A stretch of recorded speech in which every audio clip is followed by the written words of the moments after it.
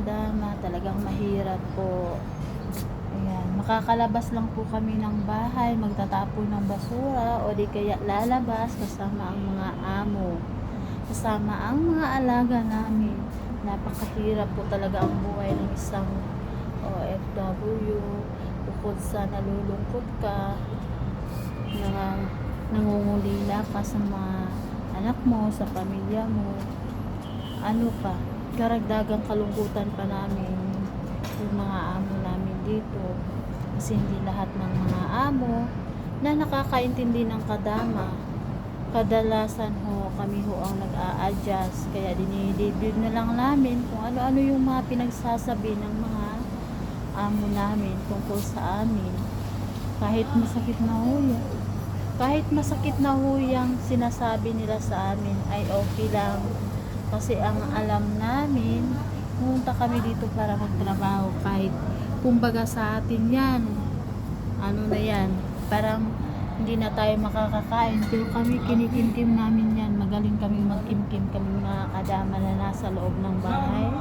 Magaling kami dyan sa magtitiis, lahat ng mga pasakit, lahat ng mga kinikimkim namin yan, kasi kailangan talaga 100% na kami ho yung bumubuhay sa aming pamilya.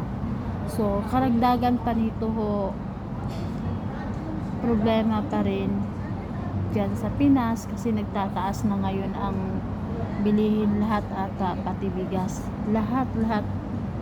Napakahirap po para sa aming mga OFW na ganun ho kataas yung mga palitan dyan sa Pinas.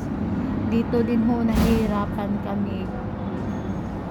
May mga amo dito na hindi nagbibigay sa amin ng mga personal needs namin, kagaya ng mga sabon, mga shampoo, toothpaste.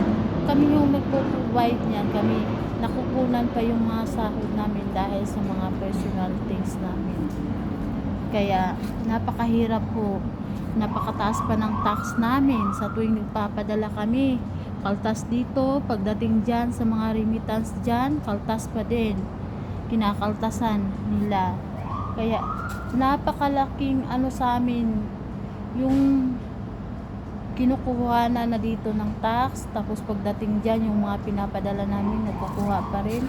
Napakalaking bagay na ho yan na nawawala sa sahod namin. Maliit lang ho ang sahod namin dito. Pinipilit namin kinakasya yan isang buwan para sa aming pamilya. Hindi nga kami bumibili na kung ano-anong mga luho namin dito dahil sa kakulangan po. Bihira lang kaming makabili ng pagkain namin. Nagtitiis na lang kami dito sa mga tira-tirang pagkain ng aming mga amo. Kaya payo dyan sa mga mga kamag-anak, mga anak may nanay, tatay, uncle na nandito sa ibang bansa na sumusuporta sa inyo.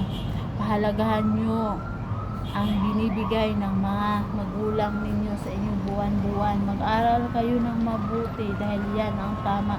Yan lang ang tanging maibigay o maisukli nyo sa kanila. Kaya God bless po sa ating mga kababayan dyan, lalong-lalo na sa mga kadama. Saludo po ako sa inyo dahil ranas ko yan. Thank you for watching. God bless.